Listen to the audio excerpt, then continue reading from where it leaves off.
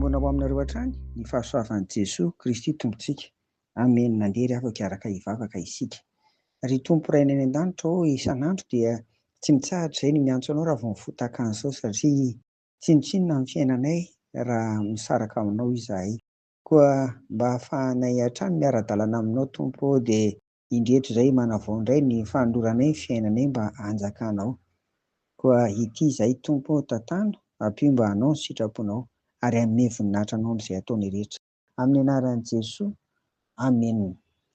Davida ry havana dia anisan'ny mpanjaka tena atao hoe malaza, satria nainy ady izy ary resiny fahavalo raha hitantsika raha dia na dia Goliata aza dia resiny.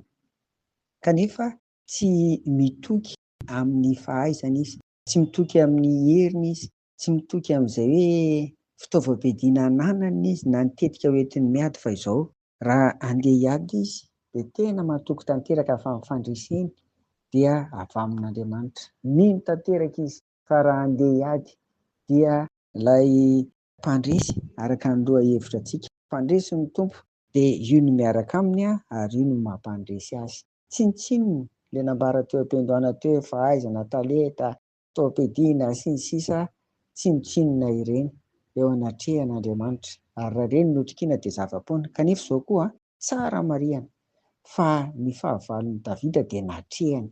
Tsy azo atao izany ny miravoravo tanana manoloana amin'ny fahavalo, ary izay no nahatonga an'i Davida nanao an'izao salamo izao, dia ny salamo faha-20 hoentiny mametraka ny ady mba hitondra fandresena.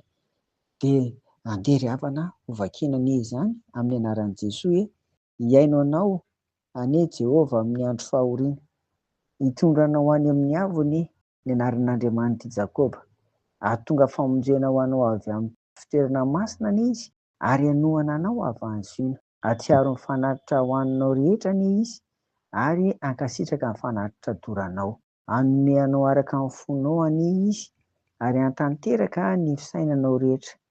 Aoka ioby noho ny famonjena azonao izahay, ary amin'ny anaran'Andriamanitray no hanangananay faneva. Ho tanterahan'i Jehovah ny angatahanao rehetra. Ankehitriny dia fantatro fa Jehovah mamonjy ny voaosiny, hamaly azy avy amin'ny lanitry ny fahamasinana izy, amin'ny herin'ny famonjen'ny tanany ankavanana. Ny sasany mitoky amin'ny kalesy, ary ny sasany amin'ny soavaly. Fa raha izay kosa dia anaran'i Jehovah Andriamanitray no hoderainay. Ireo dia reraka sady lavo, fa izay kosa efa mitsangana sy mijoro. Jehovah vonjeo ny mpanjaka, hamaly anay izy amin'izay andro hiantsoanay azy. Amen. Izany ry havana ny vavaka izay asantantsika koa raha toa ka misy ny ady samihafa na zavatra ho hatrehany isan'andro ry havana. Dia irariana tahaka ny nenan'i Davida io, tena azony tsapain-tanana mihitsy izany fahandresen'Andriamanitra izany. Ary tamin'izany fotoana izany koa matetika rehefa miady ny firenena dia adin'ny Andriamanitra izay tompon'ny lesam-pirenena izany. Ka ny fandresen'ny firenena dia fandresen'ilay Andriamanitra, fandresen'i Jesoa Kristy, fandresen'ny Tompontsika izany. Ka ao atsika kristianina dia fandresen'ny Tompo. No andrandraintsika dia ilay Jesoa izay maty sy nitsangana tamin'ny maty. Amen. Mivavaka isika. Dia mino koa izay Tompo ankehitriny fa afaka manao an'izany vavaka izany, ary hitoky aminao, anantena anao, hino anao, ary handresy miaraka aminao ry Andriamanitra rainay ao amin'i Jesoa Kristy.